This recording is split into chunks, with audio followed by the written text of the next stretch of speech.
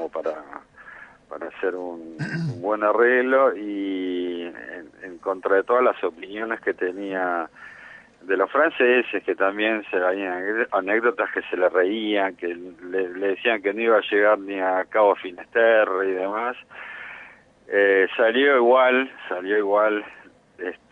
y bueno, hizo escala pasó el terrible Golfo de Vizcaya, pasó momentos terribles ahí porque el barco, con el movimiento, se empezó a hacer agua por todos lados, era prácticamente un submarino, y él se la pasaba achicando, y la verdad que es como tratando de domar un caballo salvaje, porque en esas zonas es bastante peligroso el mar. Bueno, después de una escala en Vigo, hace escala en Canarias.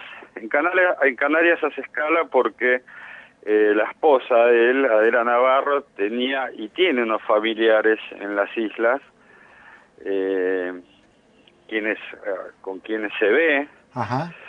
Y bueno, después de una breve estadía ahí, hace el cruce del Atlántico, con ese barquito, hace una escala en Mostardas, donde tiene una varadura donde rompe el palo Mesana. Y bueno, pero solucionado ese inconveniente, hay varias fotos donde él hace un campamento improvisado con una vela, lo que quedó del mástil en la playa, donde lo están tratando de ayudar. El barco lo arregla ahí, y ahí se vuelve a Buenos Aires, 1932 llega. Las imágenes que hemos visto de distintas llegadas de Vito Dumas a Buenos Aires, estamos hablando con Diego Dumas, nieto del gran navegante Vito. Las llegadas fueron multitudinarias en cuanto a la recepción que le dio el pueblo argentino en Buenos Aires, Diego. Sí, fue increíble.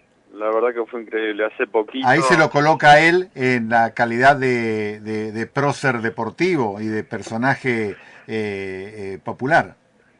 Sí, ahí ya hablan de héroe nacional, porque para aquella época están hablando de más de 50.000 personas, en un momento en donde la gente se comunicaba básicamente por radio, donde no había ni muchos medios más, y se convocaron en Dársena Norte del Club Argentino a recibir está firme esa situación de que llegó a Dársena Norte, allí donde hoy está Buquebús, donde está más de una vez la fragata Libertad. ¿Ahí llegó? Correcto, sí, correcto. Ahí llegó de los dos viajes, porque luego de la vuelta al mundo también... Claro, hacenos una síntesis de los otros viajes, por favor.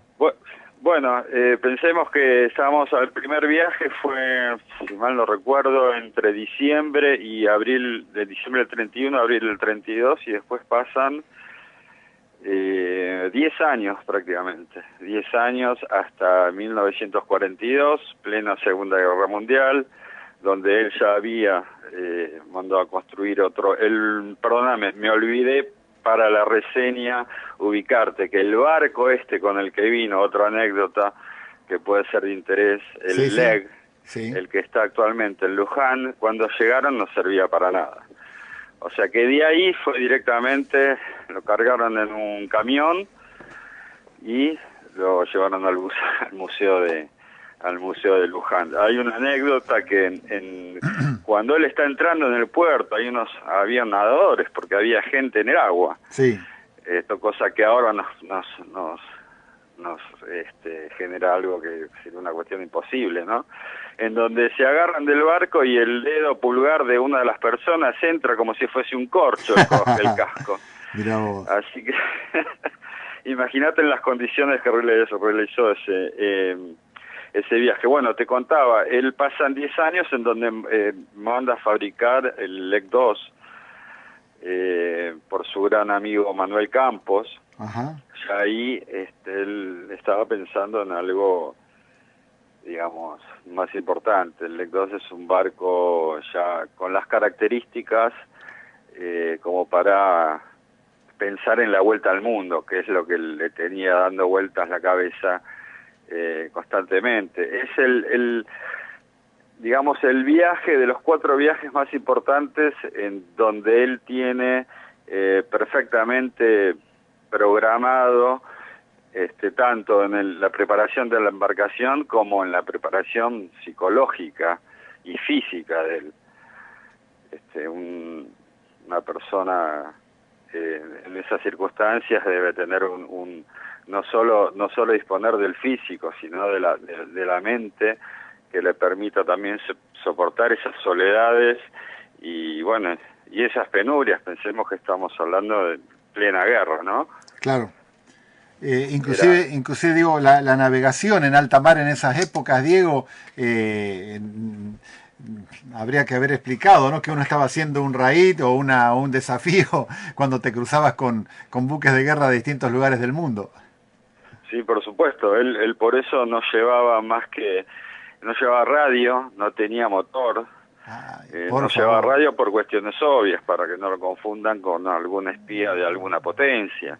Él se cruza en el Atlántico con un submarino y un destructor inglés. O sea, era una situación de tensión absoluta en los momentos en que se vivía, pero la programación de él era esa y no la iba a cambiar, porque cuando se le metía algo en la cabeza... Exacto. Ni la Segunda Guerra Mundial lo puedo parar. Estos testimonios, él muere en el 65, vos no lo conociste a él, ¿no? Yo lo conocí, tenía 2 años y poco. Mira vos, te hacía no. más joven. Diego, y todo este testimonio, ¿quién te lo manda? ¿Quién de las vivencias de esto, sobre su personalidad, sobre Vito Dumas, tus padres, lo que leíste, qué es lo que más te impactó sobre su personalidad? ¿Quién te lo dijo en realidad? ¿Lo leíste o en la familia era el comentario sobre la personalidad de él?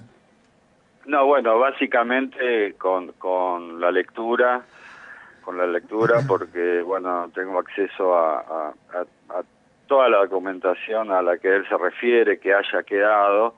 Ajá. Más documentos históricos, gente que lo conoció. Qué bien. Entre obviamente mi padre, claro, tíos, mi madre también, bueno, toda la gente que convivió con él, que te van describiendo un poco y dándole forma a esa personalidad tan especial, ¿no? Para nuestro programa, Diego, que se llama Soberanía Nacional, hablar con vos, que nos estás trayendo las epopeyas de este referente histórico, este prócer deportivo reconocido por miles de personas en su momento, que lo recibían luego de sus navegaciones alrededor del mundo, tapa del Gráfico, que es también ser tapa de Gráfico siempre, mejor dicho, ser tapa de Gráfico en aquellos años era para elegidos realmente, porque siempre fue el fútbol el 99%, la tapa del Gráfico, que esté su barco, uno de ellos, esté en el Museo Naval de la Nación, allí en Tigre, que yo siempre recomiendo ir a conocerlo, Paseo Victorica, allí al lado del río Tigre, un museo fantástico con testimonios históricos, y allí está el LEC, ¿no? Sí, correcto, ahí está el LEC 2. El 2. Está ahí. El LEC, que es el 1, el que hablaba anteriormente del viaje a Francia, está en el Museo del Transporte en Luján. Ajá, sí, te entendí.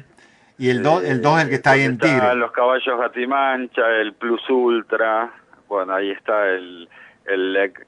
El LEC se llama el LEC nada más. El LEC 2 está en el Museo Naval de Tigre, barcos que están perfectamente conservados porque de eso se encarga la Asociación ADNA, que es la Asociación Argentina de Tradición Náutica Argentina, que se encarga del mantenimiento de todos los barcos de él. La verdad que una labor que hacen que es increíble. Uy, porque bueno. eso a todo pulmón y consiguiendo dinero de donde sea. Claro. Se encargan de los barcos que están tan perfectos, tan en perfecto estado. La verdad que tengo que destacarlo. Diego, esta nota era un homenaje, pero no quiero despedirte, y por supuesto agradeciéndote por tu tiempo, sin brindarte la oportunidad de que agregues lo que vos desees, algo que se me haya pasado de preguntar, en esto que pretendió hacer conocer o recordar a los que sabían la historia de Vito Dumas y a aquellos que no tenían idea de este argentino que desde de sus años mozos hasta tener 50 y pico de años de edad, con un barco donde seguramente fue una referencia mundial, ¿no? De que un argentino quebraba récord, que un argentino anduvo por los 40 bramadores, que circunnavegó el globo en esas épocas sin radio, con barcos veleros de una eslora ínfima, ¿no? Estamos hablando de veleros de 8, 9, 10 metros de largo, que hablan también, ¿no? De una forma de ver las cosas que realmente lo ha superado, él lo ha superado, porque las condiciones de seguridad en un barco tan chico seguramente eran muy pocas, y allí estaba él. Tal cual, tal cual. No, simplemente agregar que, bueno, me gustaría un día poder ahondar más en el tema. Pensá que llegamos recién con esta descripción hasta la mitad de los viajes que hizo. Porque dale, tenemos unos minutos más. Avanzá, por favor. Después quedan dos viajes más. Dale. No hay problema, no hay problema. La reivindicación básicamente es lo que a mí más me haría feliz, en cuanto a que se pueda transmitir todo lo que fue como deportista. Es mi abuelo, y bueno, eso creo que es una asignatura pendiente que tenemos todos los que podemos llegar a hacer algo, de seguir insistiendo en que por lo menos aparezca en la Galería de Héroes Nacionales, en un montón de cosas que creo que se están haciendo, pero que van un poquito lentas dentro de un país bastante convulsionado, ¿no? Por otros motivos. Exactamente. Pero bueno, en los grupos específicos yo creo que la historia está presente y no va a caer nunca. El tema es abrir el juego, ¿no, Diego? Abrir el juego a que los nuevos navegantes, hoy hay mucha gente a motor, pero también paralelamente hay muchos amantes de las velas. Yo ayer estuve aquí ayer sábado, en la costanera santafesina, ver grupos de kayak, ver grupos de los veleros, los más chiquititos, el Penguin o el Láser. Láser no son, ¿no? Los más pequeñitos, los Láser del Yacht Club de Santa Fe, ver ahí 15 o 20 chicos de 10, 12 años, nenas de 10, 12 años, peleando contra el viento de la laguna Setúbal. Hay que hacerles llegar a ellos también de estas historias, totalmente. Y ahí vamos a poder darnos un poquito por satisfechos. Hay que transmitir que, perdóname, que los sueños son posibles, que no son inalcanzables, que nunca hay que claudicar ante eso, y que con poco, que es lo que yo siempre digo, como él hizo, con muy poco se pueden hacer muchas cosas. Claro que sí, porque además él no era un hombre adinerado, ¿no?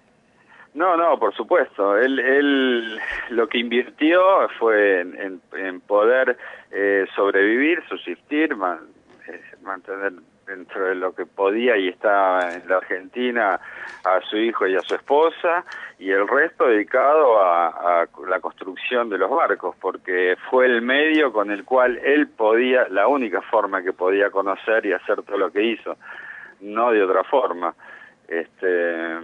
Eso llevaba a toda digamos, los sueños de aventura. Era un aventurero, era un soñador, hacía todo prácticamente lo que hacía, lo hacía todo bien.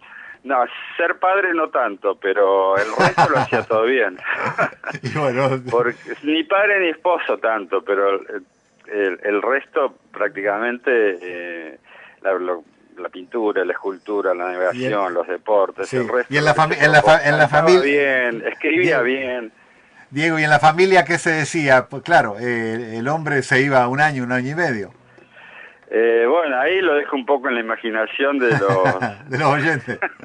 De los oyentes, porque sí, por supuesto, en la familia se sufría, se sufría y por supuesto estaba ese sentimiento de admiración y también ese pesar de toda su ausencia, ¿no? Durante muchos años. Entiendo. Sobre todo del hijo de mi papá y de la esposa. Se entiende. Pero bueno, son cosas que en estas personalidades es el precio, ¿no? Suceden. Exactamente, es el precio. Bueno, después hubo un reencuentro cuando él se terminó con todas sus locuras, sus navegadas, porque él cada vez que volvía decía que era el último viaje. Hasta los 2 meses que ya estaba preparando alguna otra cosa para irse a algún lado, porque entre los 4 viajes importantes que hizo, él tiene viajes a Brasil, tiene viajes a Punta del Este, a Montevideo, infinidad, a Mar del Plata, etcétera, etcétera. Pero bueno, la vida de él fue así y yo lo tengo que recordar. Yo no lo padecí como hijo, así que como nieto lo estoy disfrutando de la mejor manera que pueda. Y ubicándonos en el contexto de quien hizo algo porque le gustaba, pero también es un referente en la actividad y que no podemos olvidar sus hazañas. No, por supuesto, Adolfo. Diego Dumas, un abrazo, te esperamos, como te lo dije la otra vez, te esperamos por Santa Fe y recomendamos a la gente ir a conocer el velero Leg, que está en Museo Naval de la Nación, en Tigre, para tomar contacto con este vuelero que perteneció a Vito Dumas, con el cual navegó, y con otras cosas muy lindas que hay allí. Un abrazo grande, Diego. Bueno, muchas gracias, te mando un abrazo grande y un gran saludo a todos. Igualmente, hasta pronto. Muchas gracias, hasta luego.